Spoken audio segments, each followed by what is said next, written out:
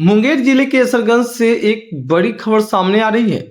मुख्य बाजार से सटे मारवाड़ी टोला में वर्षों पुराना एक सरकारी रास्ता जो खिसरा संख्या 359 में दर्ज है, अब अवैध कब्जे का शिकार हो चुका है।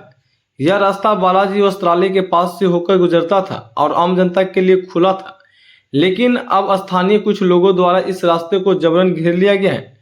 ग्रामीणों का कहना है कि यह रास्ता पहले मोहल्ले के सभी लोगों के आवागमन का मुख्य जरिया था। अब रास्ता बंद हो जाने से उन्हें बाजार, स्कूल और मंदिर तक पहुंचने में दिक्कत हो रही है। ग्रामीणों ने जिला प्रशासन से मांग की है कि इस रास्ते को अविलंब अतिक्रमण मुक्त कराया जाए। सत्य तक न्यूज यह रिपोर्ट स्थानीय नागरिकों द्वारा दी गई जानकारी, उपलब्ध नक्शा और स्थल निरीक्षण के आधार पर जनहित में प्रस्तुत कर रहा है। हमारा उद्देश्य किसी व्यक्ति, परिवार या समुदाय को बदनाम करना नहीं है, बल्कि सच्चाई को सामने लाना है। यदि इस विषय में किसी को आपत्ति हो या तथ्य से जुड़ी दूसरी जानकारी हो तो वो हमें संपर्क कर सकते हैं। हम इसकी निष्पक्ष कवरेज सुनिश्चित करेंगे।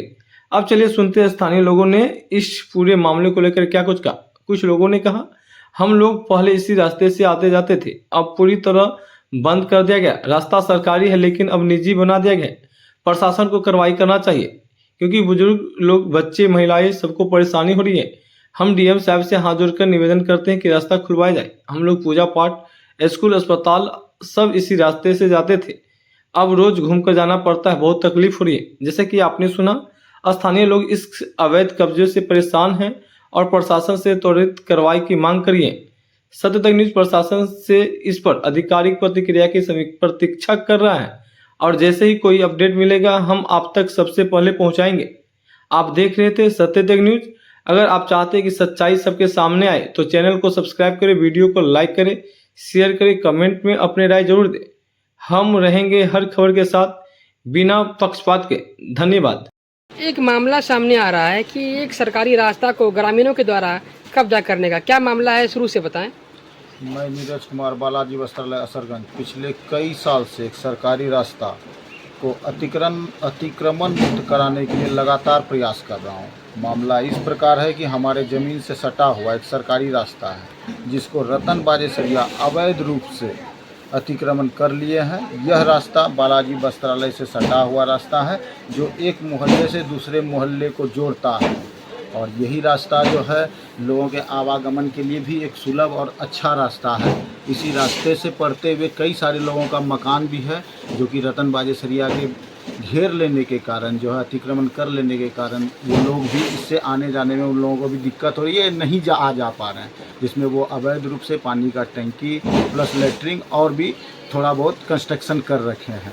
लोगों के विरोध करने के बावजूद जो है वो कंस्ट्रक्शन को नहीं हटा रहे हैं और वो इतना मन का बढ़ा हुआ इंसान है कि वो इस चीज़ को मानने के लिए तैयार नहीं है, जबकि वो एक सरकारी रास्ता है जो सर्वे नक्शा के हिसाब से भी रास्ता है और जो है हल्का कर्मचारी प्लस राजस्व कर्मचारी या फिर सीओ के रिटर्न स्टेटमेंट में भी जो है यह चीज़ साफ क्लियर है कि यह एक सरकारी रास्ता है, लेकिन उसको जो है रतन बाजेसरिया अतिक्रमण करके रखा हुआ है। हम लोग बहुत सारा प्रयास कर रहे हैं और पिछले साल हम इस मामले को लेके हम जनता दरबार में भी गए थे। जनता दरबार में हमारे इसको सुना गया तथा जो है सीओ साहब, अंचल अधिकारी जो है इस चीज़ के ऊपर जो है डिसीजन लिए और एक फैसला सुनाए कि राजस्व कर्मचारी प्लस जो है सभी कर्मचारी मिल के जो है एक रिटर्न स्टेटमेंट जारी किए कि रतन बाजेसरिया को आदेश दिया गया कि ये गली जो है उसको खाली करना है और उसको आदेश दिए। नहीं तो बोले कि यदि खाली नहीं करते हैं तो फिर इसके ऊपर कानूनी कार्रवाई की जा सकती है।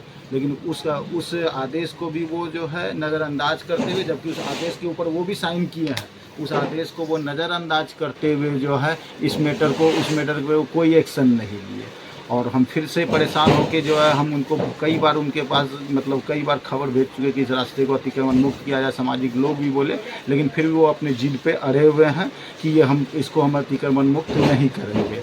तो हम लोग फिर से सोचे कि इस मैटर के ऊपर उससे बात किया जाए। बात करने से पहले जब एक बार इसी तरह से हम लोग जब अपना कंस्ट्रक्शन कर रहे थे तो कंस्ट्रक्शन करने के बाद उधर जो है कुछ भी कंस्ट्रक्शन कर रहे थे, एसी का ही जो है आउटडोर यूनिट हम जब लगवा रहे थे तो वो तुरंत जो है थाना में जाके कंप्लेन कर दिए और इनलीगल हमारे ऊपर आरोप भी लगाए कि जो है हमारा जो है दीवार तोड़ दिया, तो ये कर दिया, दरवाज़ा ले लिया, जबकि वो रास्ता उसका, वो गली उसका है ही नहीं। और वो थाना में कुछ इस तरीके से थाना को अपने प्रभाव में, चाहे वो कोई भी किसी भी तरह का वो प्रभाव हो सकता है, क्योंकि मैं इस चीज़ को देखा नहीं कि उसका प्रभाव किस तरह का, लेकिन वो ऐसा प्रभाव बनाए कि थाना से आके हमारे ऊपर जो है मतलब ये करने लगे कि नहीं आप नहीं बना सकते हैं, क्योंकि उसका तो हम जब सर जनता दरबार का हम कागज़ दिखाए और सीओ का ऑर्डर कॉपी दिखाए, फिर भी जो है थाना जो बोले कि नहीं आप नहीं बना सकते हैं। तो इससे स्पष्ट हो रहा था कि असरगंज थाना जो है किसी न किसी प्रभाव में है।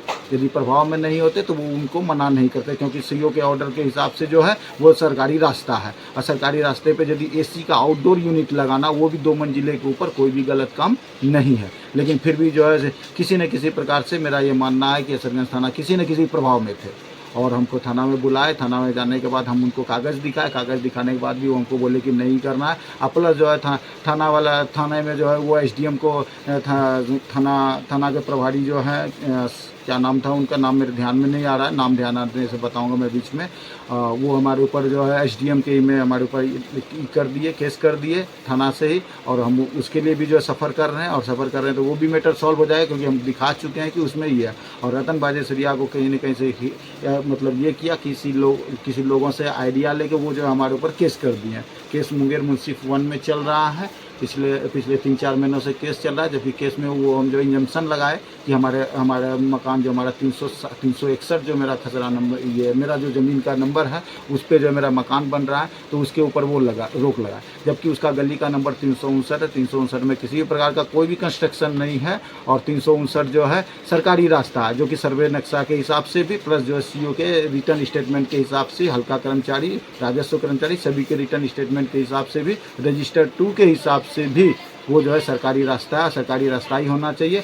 और जो वो हमारे ऊपर ही लगाया, हम जबकि उस पर कोई कंस्ट्रक्शन नहीं कर रहे हैं, तो वो जो इंजम्पशन का ही दिए। और हम कई बार तारीख में जा चुके हैं, जिसमें कि उनका वो जब उनको कागज़ दिखाने के लिए बोला गया तो उनके पास रसीद छोड़ के, जो कि एक फर्जी तरीके से, गलत तरीके से किसी न किसी को मतलब ये करके प्रभाव में लेके या तो पैसा देके उसका गलत, जबकि वो सरकारी रास्ता है जिसका कोई रसीद नहीं होना चाहिए, न रसीद हो सकता। सरकारी रास्ता किसी का नहीं है, कोई भी लीगल चीज़ नहीं है। अब वो रसीद गलत तरीक़ा से कटाएं, वो रसीद उसका गैरकानूनी है, 420 है, प्लस सरकारी संपत्ति गमन करने का उसके ऊपर केस चलना चाहिए। और वो कोर्ट में जो है इस कागज़ को नहीं दिखा पाए, बोले कि सिर्फ रसीद दिखाए, जिससे कि न्यायालय में इस चीज़ का ये बोला गया कि जब तुम्हारे पास कागज़ नहीं है तो क्या होगा। तो अभी फैसला सुरक्षित रखा गया है, जिससे कि हमारे ऊपर कोई इंजम्पशन, हमारे कंस्ट्रक्शन के ऊपर कोई भी रोक अभी तक नहीं लगा है। और हम ये चाहते हैं कि सभी समाज वाले लोग मिल के रतन बाजेसरिया के ऊपर दबाव बनाएं और उनको बोलें कि रास्ता को जल्द से जल्द खाली करें, नहीं तो मुश्किल होगा उनको, और उनको ये रास्ता खाली करना ही पड़ेगा। ज़रूरी है कि वो रास्ता खाली कर दें, आसानी से कर दें।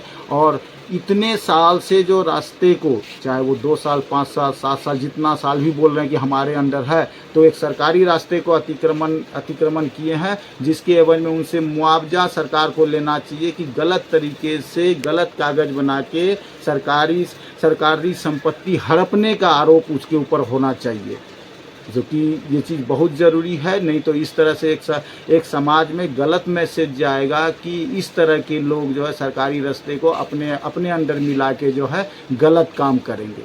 इसीलिए जो है ये मामला पूरे ग्रामीण का मामला होना चाहिए, पूरे गांव को सपोर्ट करना चाहिए कि रतन बाजेसरिया से